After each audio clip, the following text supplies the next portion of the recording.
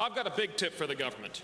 One of the top issues that the government will face in the next few years is bargaining with our government sector unions.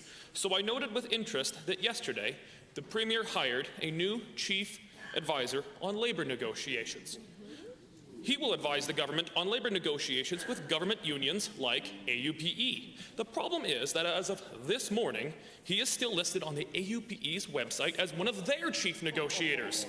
Please tell us, Madam Premier, that you didn't actually hire the fox to guard the henhouse.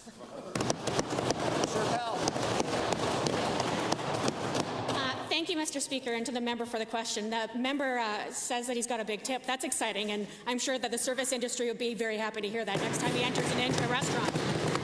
In terms of the question that's being raised, I think it makes good sense. When past governments struck deals that obviously weren't necessarily demonstrating the restraint, I think it makes sense to look at who the best negotiators are in the province and make sure that they're on your side, Mr. Speaker. First supplemental. Admitting that their own AUPE friends overpaid, interesting. Labour negotiations are governed by complicated laws and precedents. Hiring away one side's negotiator would be bargaining in bad faith, unless, of course, the union agreed to it, in which case it would verge on insider trading. To the Deputy Premier, which is it?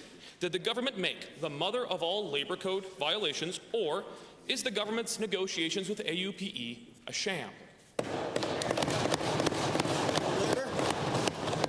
Thank you, Mr. Speaker, and I'm excited to provide some answers on this question.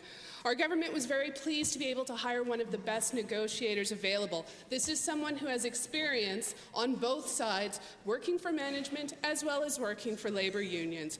He is known throughout the community as someone who is tough but fair, and we look forward to working with him through labour negotiations in the coming years. Second supplemental.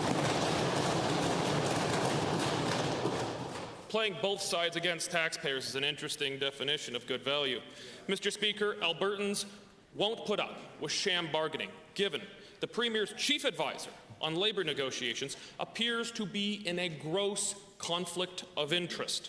Fewer issues are more important than the sound financial management of this province than having proper and effective negotiations with our government sector unions. Will the Premier admit that this hire was a serious mistake and dismiss Mr. Dave Diuk? Yes. Thank you very much, Mr. Speaker. The chief negotiator who's been hired has over 3 decades of experience on management side as well as labour union side. He will be able to be tough but fair and make sure that our labour negotiations are properly done.